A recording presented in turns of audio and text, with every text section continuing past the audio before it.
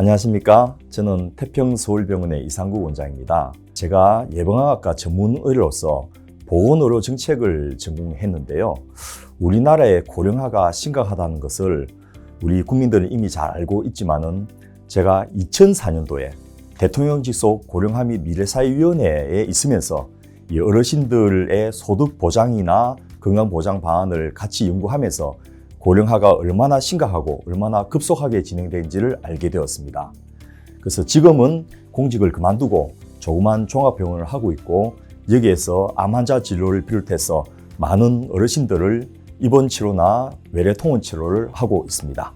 제가 NCC 147 칼슘제를 개발하게 된 계기가 있습니다.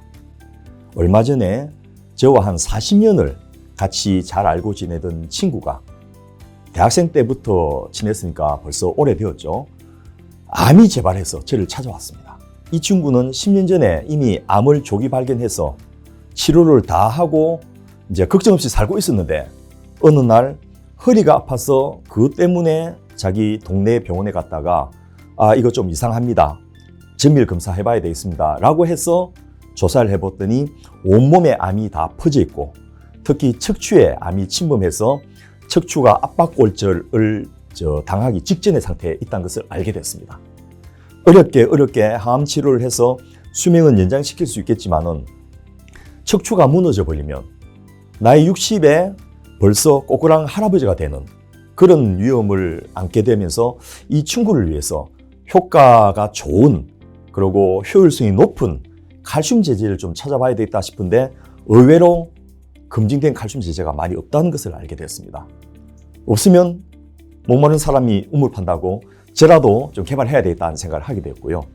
두 번째로는 제가 지금 이 조그만 종합병원이긴 하지만 국가의 임상연구 시범사업을 3년째 하고 있습니다.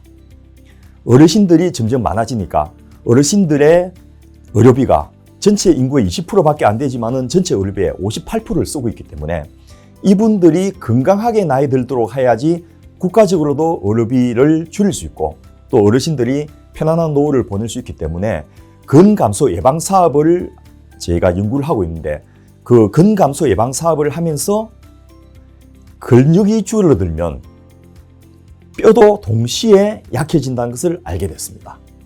그래서 이런 어르신들에게 근감소 예방 사업과 동시에 골격근, 특히 기립근 강화 사업을 같이 해야 되겠다. 그러려면 척추를 바로 세울 수 있는 좋은 칼슘 제제를 공급해야 되겠다라는 생각으로 NCC 147 칼슘 제제를 개발하게 되었습니다. 기존 제품과 NCC 147 칼슘 제품의 차이점에 대해서 말씀드리겠습니다. 첫째, NCC 147 칼슘 제제는 성분 자체가 기존의 폐각, 조개 껍질을 만든 제품과는 근본적인 차이가 있습니다. 여러분, 시중에 나와 있는 칼슘 제제들이 대부분 조개 껍질을 갈아서 만든다는 거 혹시 들어보셨나요? 꼬막 껍질이라든지 굴 껍질이라든지 해변가에서 여러분 산책하실 때 자주 볼 수 있는 그런 굴 껍질을 모아서 갈아서 제품을 만듭니다. 물론 그냥 단순하게 그라인딩해서 가는 것이 아니고 2000도 이상의 고열로 가공한 다음에 마이크로 그라인딩 기법을 통해서 만들기 때문에 굉장히 미세 분말이 되기는 하지만은 돌은 아무리 잘 다듬어도 집이나 건물 짓는 건축 자재일 뿐이듯이 보석은 보기에 투박하고 거칠어 보이지만은 잘만 가공하면 목걸이나 반지가 될 수 있는 보석이 되지 않습니까? 다이아몬드나 에메랄드, 사파이어, 루비 모두 흙 속에 있을 때는 모르지만 가공하면 빛이 나는 것과 마찬가지로 산호초로 만든 이 NCC 147 칼슘 제제는 성분이 달다 보니까 가공 이후에 인체 구성 성분으로 자리 잡는 데 굉장히 유리합니다. 산호가 무생물이 아니고 생물이라는 것을 여러분 잘 아실 겁니다. 그 산호에 살아있던 산호의 껍질을 모아서 고열로 가공하고 또 마이크로 그라인딩을 통해서 미세 분말을 만들고 거기다가 흡수가 잘 되도록 하는 여러 가지 기술들을 첨가했고 이 특허가 2개 이상 난 이 기술들 때문에 흡수율과 이용률이 높은 겁니다. 특히 NCC147 칼슘 제제는 알칼리 이온화 기술이 들어가 있습니다. 알칼리 이온화 기술은 뭐냐? 여러분이 NCC147 칼슘을 캡슐을 까가지고 한번 공중에 흩날려 보십시오. 정말 미세먼지같이 공기 중에 흔적도 없이 사라진 걸 볼 수 있습니다. 그만큼 굉장히 미세한 분말로, 마이크로 사이즈의 미세한 분말로 가공할 뿐 아니고 그것을 입에다가 한번 넣어 보십시오. 물에 휘저어서 혀에 살짝 대보면 혀가 화상을 입을 정도입니다. 왜냐? 알칼리화돼서 흡수율이 잘 되도록 하는 이온화 기술이 여기 들어있기 때문입니다. 관련 기술을 제가 논문들로 찾아봤습니다. 과연 알칼리 이온화 기술들이 인체에 흡수 이용률 높다는 것이 여러 논문으로 증명되어 있는 것을 제가 확인을 했습니다. 근데 행여나 싶어서 말씀드리지만은 이걸 혀에 대면 화상을 입기 때문에 하루 정도는 식사를 못할 수 있습니다. 알칼리 이온화 기술을 통해서 캡슐로 보호된 NCC147 칼슘 제제는 위산에서 산성과 만나면서 캡슐이 녹으면서 알칼리와 산이 합쳐지면서 중성화되어서 장에서 흡수율 높은 형태로 바뀌게 됩니다. 그래서 기존 제품들과 확연한 차이를 갖게 되고요.